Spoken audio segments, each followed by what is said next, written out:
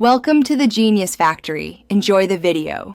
In this video, I will explain how to open your Kia Optima trunk with a dead battery. First, look for the small keyhole, usually located above the license plate or near the trunk release button. Insert your mechanical key, which is often hidden inside your key fob, into this keyhole.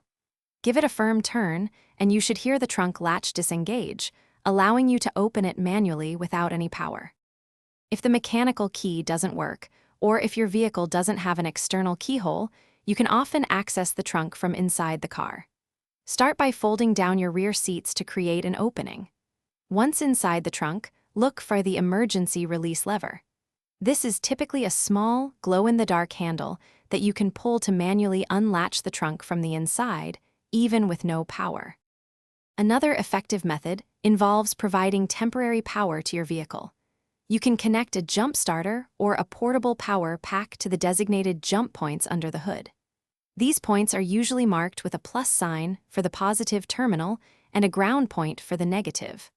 Once connected, this temporary power should allow the electronic trunk release button to function, letting you open the trunk normally. Beyond these methods, consider checking your vehicle's fuse box for a blown fuse related to the trunk release, as this can prevent it from opening.